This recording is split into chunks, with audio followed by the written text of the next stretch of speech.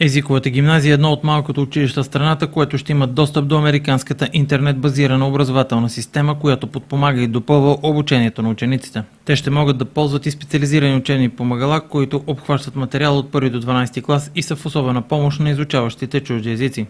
Това заяви за телевизия Враца Емил Цветанов, представител на Американската фондация, която разработва образователните системи за обучение. От фондацията даряват на езиковата гимназия специализираните учебници и безплатното ползване на интернет ресурсите в страницата. Това е образователна система, която се състои от книги, също така уебсайт, като целта е по възможно най-добрия начин да се помогне на децата да разберат материала, ако имат някакви проблеми и не успяват в училище да справят, съответно това да им помогне да наваксат и да се възприеме по-добре материалът. Какво включва този? Това ли е американската система на обучение? Всъщност това е система, която не използват в училище, родителите закупуват, за да помогнат на децата.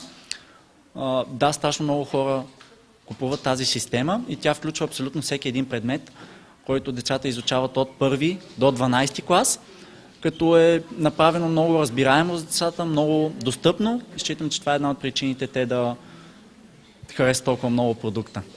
Какво ще ползва езиковата гимназия?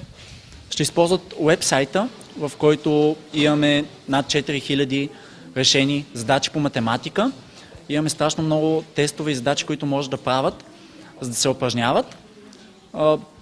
Изобщо това обхваща всички предмети, които се изучават в училище. Те ще могат също така да научат всички термини на английски, което считам, че е много полезно, тъй като някои студенти вече се ориентират към учение в чужбина. Благодарим за дарението, което ще е в полза на учениците, заяви от своя страна след представянето на образователната система Силвия Драйчева, директор на езиковата гимназия. Смятам, че това дарение, което получаваме под формата на сайт, обучителен по всички предмети, с възможности както за обучение и самообучение, така и за проверка на знания, по всяко време, когато на децата или на родителите или на учителите е удобно, наистина е изумително постижение и с огромна благодарност всички ние от езикова гимназия го приемаме, но смятам, че и това, че се доближаваме толкова бързо до постиженията в световната и техника и технология, наистина е показателно, че България върви напред и в тези училища децата имат шанс да напредват много бързо.